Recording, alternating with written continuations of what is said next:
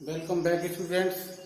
आज मैं आपको क्लास 11 से हिंदी मीडियम एनसीईआर की टेक्स्ट बुक से क्वेश्चन नंबर 4 चैप्टर 1 समुच्चय। तो हमारा जो चैप्टर समुच्चय इसके अंतर्गत एक वीडियो हम इसके अपलोड कर चुके हैं। इसकी जो दूसरी वीडियो है इसको हम कह सकते हैं पार्ट 2। इसका दूसरा पार्ट है जिसका सेट जो हम टॉपिक जो हम पढ़ा रहे हैं सेट का दूसरा पार्ट।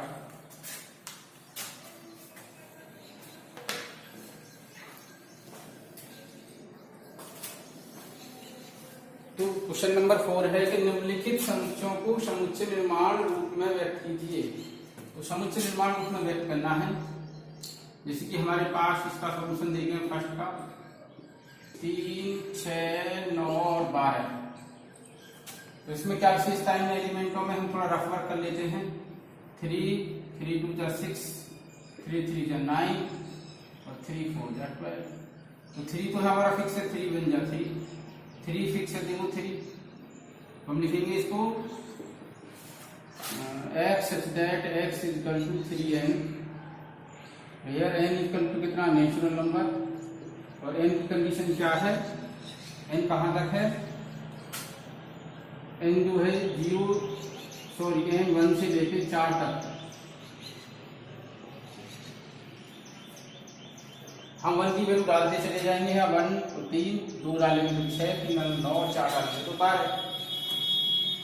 तो इस तरीका से हम देखिए 3 फिक्स है तो यहाँ कितना है 1 है, यहाँ 2 है, यहाँ 3 है, यहाँ 4 है। ये चेंज हो रहा है। इसकी जगह कितना रख सकते हैं हम n स्मॉल n रख दिया तो ये क्या हो जाएगा, स्मॉल n किसका एलिमेंट है, प्राकृतिक संख्या है, नेचुरल नंबर। इसको हमने समुच्चय निर्माण विधि में व्यक्त कर दिया। समुच्चय निर्माण विधि को हम अंग्रेजी में कहते हैं सेट बिल्डर मेथड। अब कुछ इसका देखो 5 पार्ट देखते हैं। 1 4 9 10 100। तो देखो स्टूडेंट्स इसको थोड़ा रफा कर लें तो 1 कैसे आता है 1 का स्क्वायर, 4 कैसे आता है 2 का स्क्वायर, फिर 3 का स्क्वायर 9, 4 का स्क्वायर कितना है 16 है, 5 का स्क्वायर कितना है 25। ये सब स्क्वायर नंबर है जितने भी है इसमें। इसी प्रकार 6 का स्क्वायर 36 हो गया, 7 का स्क्वायर 49 हो गया, 8 का स्क्वायर 64 हो गया और 9 का स्क्वायर हो जाएगा 81 और 10 का स्क्वायर हो गया 100। अब 10 का स्क्वायर 100 हो गया तो हमें 100 ही इसका लास्ट है। तो इसको हम कैसे लिखेंगे, x such that x equal to n square. अब n की जगह कितना डालना है हमें, n की जगह डालना 1 से लेकर 10 तक और वो भी प्राकृतिक संख्या। कितना हो जाएगा n बिलोंग कैपिटल N और n less than equal to 10। एक प्राकृतिक संख्या है और एक प्राकृतिक संख्या किससे बड़ी है, 10 या 10 से छोटी है। तो 10 या 10 से छोटी प्राकृतिक संख्याओं का ये वर्ग जो हमें सूची विधि से दिया हुआ वो हमने समुच्चय निर्माण विधि में कन्वर्ट करा। अब अगला क्वेश्चन है कि निम्नलिखित समुच्चयों के सभी अवयवों को सूचीबद्ध कीजिए। सूचीबद्ध करना है। क्वेश्चन नंबर 5 लिखना है सूचीबद्ध कीजिए, सूचीबद्ध कीजिए।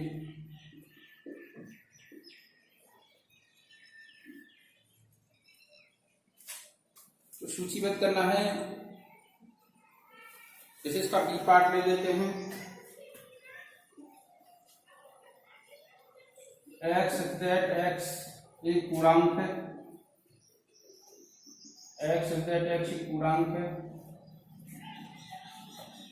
-1/2 से बड़ा है पूर्णांक और 9/2 से छोटा है। तो दोनों कैसे करेंगे, पूर्णांक कौन कौन से होते हैं हम सबसे पहले तो हमें ये पता होनी चाहिए पूर्णांक कौन कौन से होते हैं। पूर्णांक होते हैं जैसे कि -3 -2 -1 0 1 2 3 4 तो हमें वो पूर्णांक लेना है नंबर लाइन पर। जैसे हमारी नंबर लाइन है देखो -1 के बाद आ जाएगा हाफ -हाफ इसके बाद आ जाएगी 0, इसके बाद 1, इसके बाद 2, 3, फिर 4, फिर 5। तो मुझे लेना 9/2 तक लेने हैं। तो 9/2 का मतलब होता है 9/2 का मतलब होता है 4 होल 1/2। तो x कहाँ से कहाँ तक है? -1/2 के आगे का पूर्णांक है x और 4 होल 1/2 से पीछे है। तो 4 होल 1/2 कहाँ होगा? 4 होल 1/2 होगा 4 और 5 के बीच में, और हमें चाहिए इससे पीछे। तो कितने पूर्णांक आ गए? और -1/2 के आगे तो आ गए 0, 1, 2, 3, 4। तो इसको लिख सकते हैं हम b बराबर सूचीबद्ध करते हैं तो 0, 1, 2, 3, 4। देखो 0 भी एक पूर्णांक है और हमें कहाँ तक लिखने हैं? 9/2 तक लिखने हैं। 9/2 को हमने इसमें कन्वर्ट करा तो 4 होल 1/2। पूर्णांक हमेशा हमारे होल होते हैं, तो पॉजिटिव भी होते हैं और नेगेटिव भी होते हैं। तो ये आएंगे -1/2 के आगे जो पूर्णांक आएगा वो 0 आएगा। यहाँ से देखो आप 0 आएगा, देखिए ये यहाँ से 0 आएगा पूर्णांक। तो ओके स्टूडेंट्स, अब देखते हैं अगला क्वेश्चन।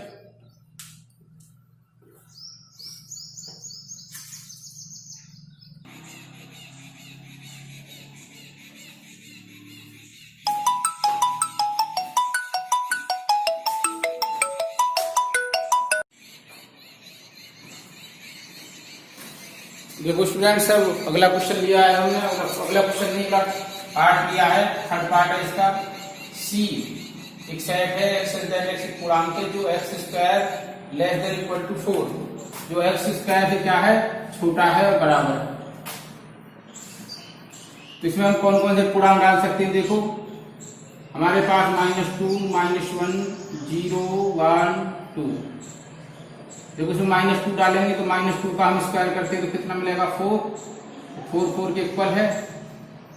फिर इसमें -1 डालते हैं तो -1 का जो स्क्वायर मिलेगा कितना मिलेगा हमें? 1 मिलेगा। 1 4 से लेस देन है। फिर 0 का स्क्वायर करते हैं, 0 1 से 4 से लेस देन है। फिर 1 का स्क्वायर करते हैं तो 1 का स्क्वायर 1 4 से लेस देन है। फिर 2 का स्क्वायर करते हैं तो 4 2 से लेस देन है, 4 से लेस देन, 4 के इक्वल है, सॉरी इक्वल आ गया। तो इक्वल हो या लेस देन है, तो सभी वैल्यू जो संतुष्ट करती हैं, सेटिस्फाई करती हैं, तो सी की वैल्यू आ जाएगी हमारी -2 से लेके -1, 0, 1, 2।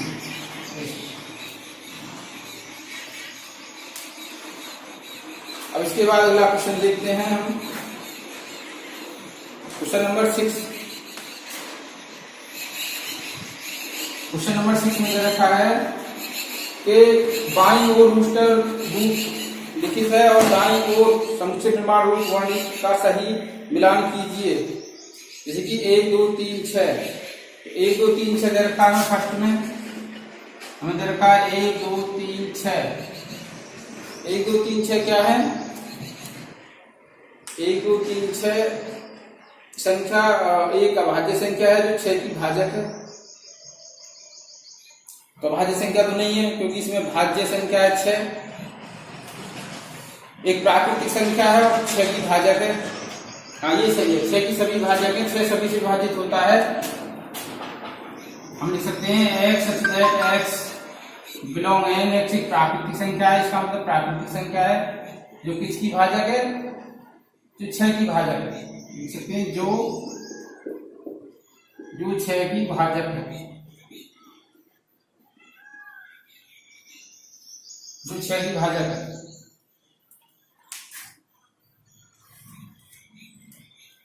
अब इसके बाद आता है रिक्त समुच्चय, दी एम्प्टी सेट।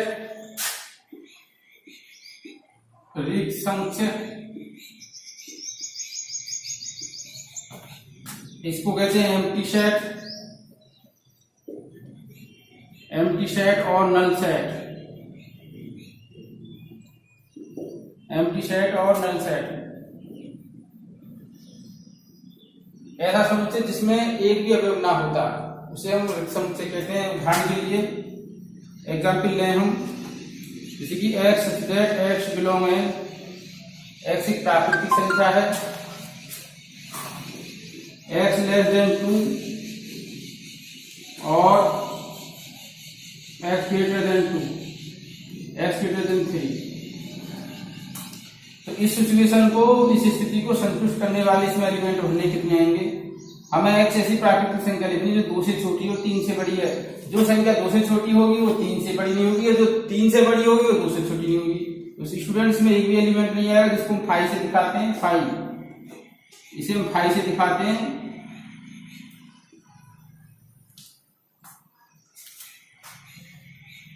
इसको कहते हैं ऋक समुच्चय। ऐसा समुच्चय जिसमें एक भी एलिमेंट नहीं होता है, ऋक समुच्चय। अब बात आती है परिमित और अपरिमित समुच्चय।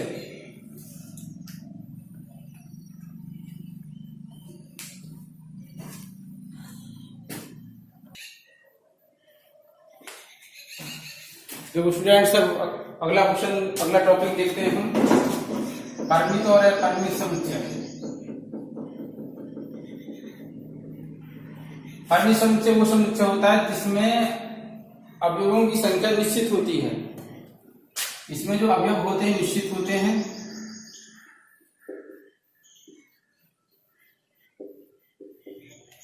और इसमें जो अवयव होते हैं अनिश्चित होते हैं।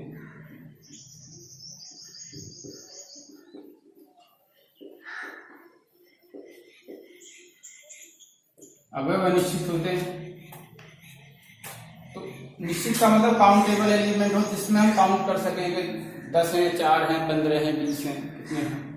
और अनकाउंटेबल एलिमेंट्स होते हैं, उन्हें कहते हैं अपरिमित समुच्चय। तो अपरिमित समुच्चय के जैसे एग्जाम्पल ए बराबर ए बी सी डी भाई काउंट कर सकते हैं। हम लिख सकते हैं ए से ले A B C dot dot X Y Z वर्णमाला, एक्स जेड एक्स एक अंग्रेजी वर्णमाला, जैसे बी सी लिख सकते हैं। जैसे कि एक्स जेड एक्स एक स्वर है, स्वर है, अंग्रेजी वर्णमाला का स्वर है। क्या लिखेंगे? अंग्रेजी वर्णमाला का एक स्वर है। तो स्वर है, इसको सूची विधि से लिखें तो ए ई आई ओ यू।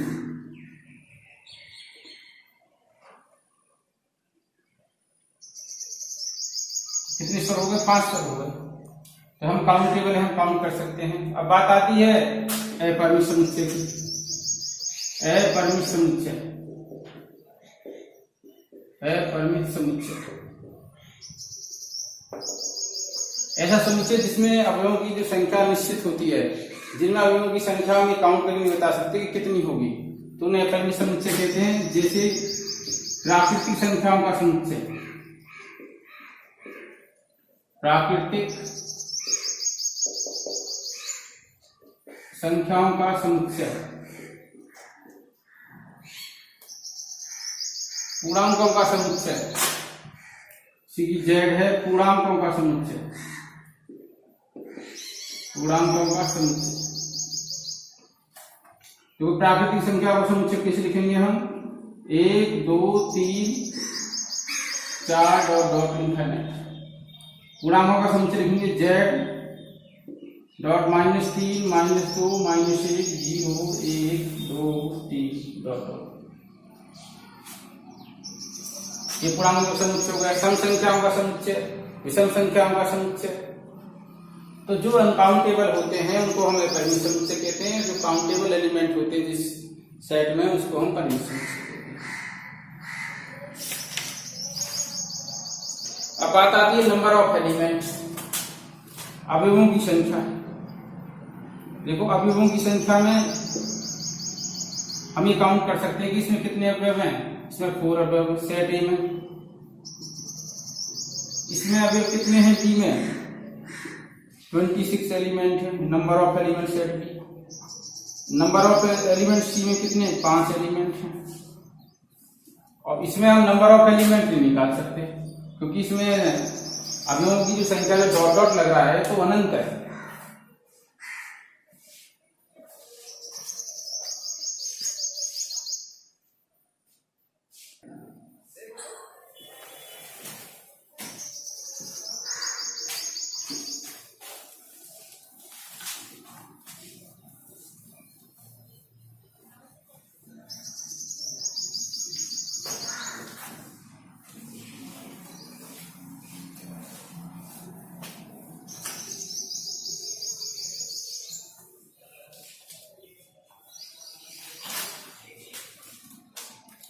ये स्टूडेंट्स अब देखते हैं समान समुच्चय।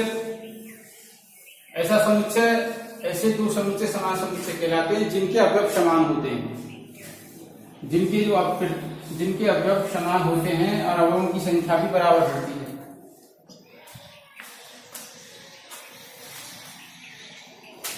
देखो जैसे कि सेट मान लिया मैंने 1 2 3 4 5 और सेट बी है 5 4 3 1 2। भले ही इनका क्रम बदला हुआ है परंतु दोनों समुच्चय कैसे हैं, ए के प्रत्येक समुच्चय बी में, बी का प्रत्येक समुच्चय ए में हो तो समान समुच्चय कहलाता है। इसी तो दो समुच्चयों के अवयव समान होते हैं, समान समुच्चय कहते हैं। प्रश्नावली 1.2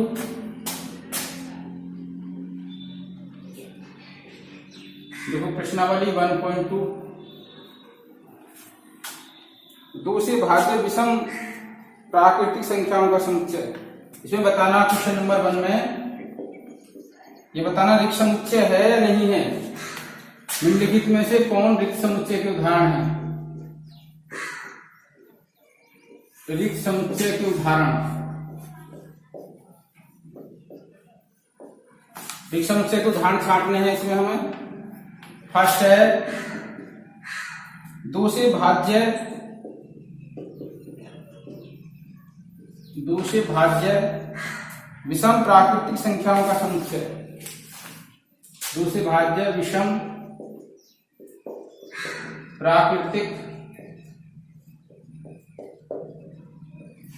प्राकृतिक संख्याओं का समुच्चय। तो दो संख्या जो दो से भाज्य होती हैं वो सम नहीं होती, वो सम होती है।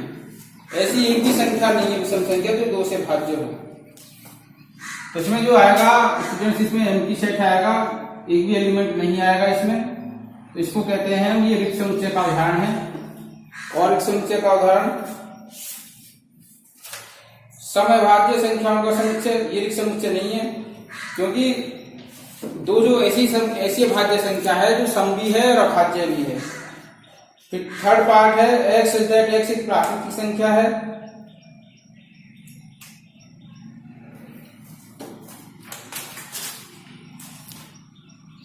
जो 5 से छोटी है और 7 से बड़ी है, ऐसी कोई भी संख्या नहीं होगी प्राकृतिक संख्या जो 5 से बड़ी होगी और 7 से छोटी होगी।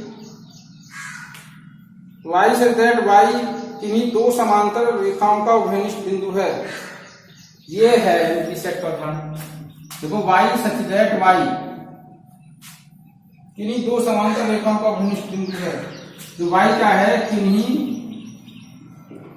दो समांतर रेखाओं का उभयनिष्ठ बिंदु है।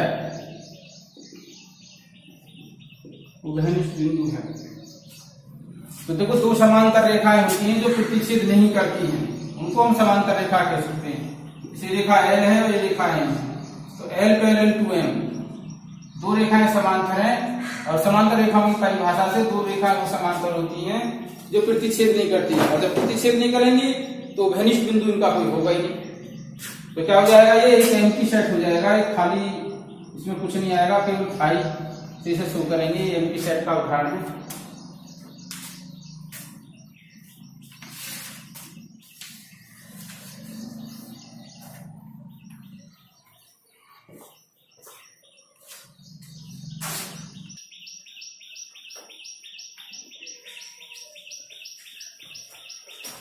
अब देखो स्टूडेंट्स, ये क्वेश्चन नंबर 3 में पूछा है कौन से परिमित हैं और अपरिमित।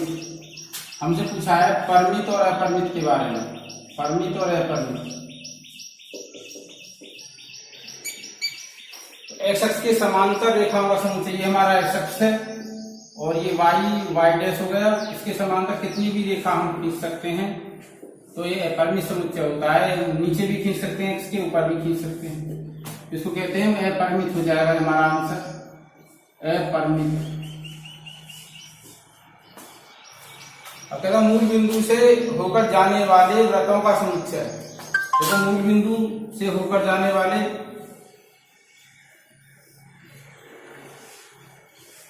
बिंदु से होकर जाने वाले वृत्तों का समुच्चय। तो मूल बिंदु ये रहा ओरिजिन, इससे होकर जाने वाला वृत्त ये भी हो गया, इससे होकर जाने वाला ये भी हो गया, इससे होकर जाने वाला ये भी हो गया, इसी से होकर जाने वाला ये भी हो गया।